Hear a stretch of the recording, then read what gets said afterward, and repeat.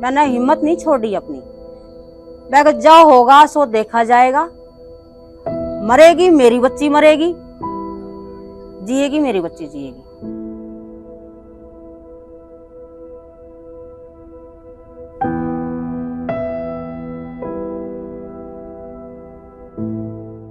मेरी शादी को 30 साल हो गए।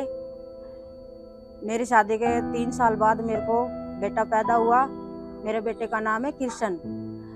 तो मुझे मेरे बेटे का पता चला 3 महीने के बाद कि मेरा बेटा सुन नहीं पाता। मैंने उसका सरकारी हॉस्पिटल में टेस्ट करवाया। उसके बाद ये दोनों कानों से ही डैमेज था। मेरा टेस्ट करवाया तो दोनों कानों से ही डैमेज था। तो मैंने इसको दिखाने की बहुत कोशिश करी। हर गए जिसने भी बताया मैं उसको वहाँ लेके गई, तो ये नाकामयाब रहा उसमें। क्योंकि मेरी बेटी भी ऐसी है मेरे पास। तो इस बच्ची का भी मैंने 3 महीने का बेरा टेस्ट करवाया था, लेकिन सर उस टाइम पे ये कुछ ऐसा था नहीं। जैसे जैसे ये बड़ा हुआ, जब ये 5 साल का हो गया तो किसी ने मेरे को बताया कि इनका एक स्कूल है, आप उनको वहाँ पढ़ाइए। तो जब से ये मेरा बच्चा वहाँ पढ़ा, 10th क्लास तक इसने पढ़ाई की है और होटल मैनेजमेंट करवाया। उसके बाद NGO वालों ने इसको नौकरी दिलवाई। तो मैंने भी ये सोचा भाई जब मेरा बेटा बोल नहीं पाता, सुन नहीं पाता, तो मेरे को तो ऐसे ही बहू लानी पड़ेगी घर में, क्योंकि आपसी में दोनों बात करेंगे तो यही समझेंगे। मेरे बेटे की शादी के 2 साल बाद उसको बेटी हुई। जब इसको 3 दिन बाद इसको घर लेके आए, उसके बाद थोड़ा थोड़ा मैं उसके पास आवाजें वगैरह करने लगी। सोए हुए बच्चे के पास आवाजें करने तो ये नहीं देखती थी। तो मेरे को उसी टाइम डाउट हो गया था कि ये बच्चा नहीं सुन पा रहा है।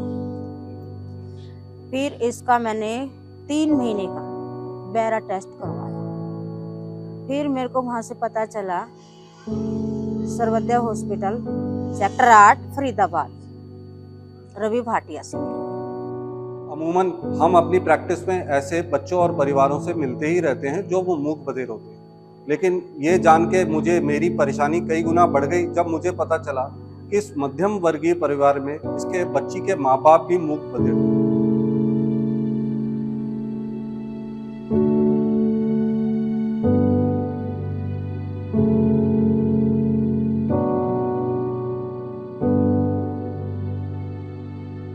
उन्होंने बोला कि इनकी भी कोक्लियर इम्प्लांट हो जाएगा, आप करवा लोगे सर्जरी। फिर एक बार थोड़ा सा मन्नत के पापा ने तो थोड़ा ऑब्जेक्शन उठाया था, फिर भी मैं नहीं मानी सर। मैंने हिम्मत नहीं छोड़ी अपनी। ऐसे कंडीशन में भी उसकी दादी ना निराशा में घुसी ना परेशानी में।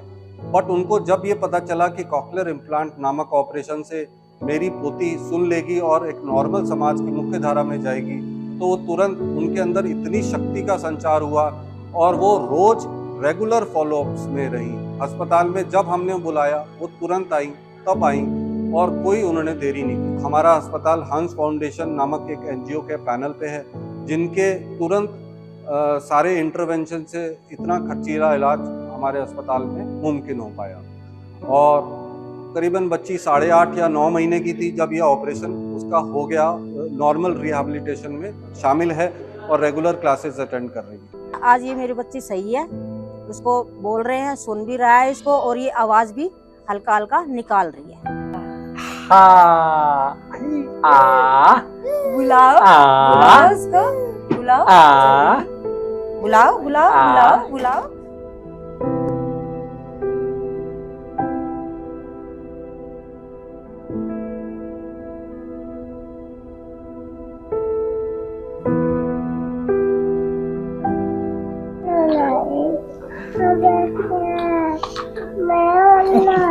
मैं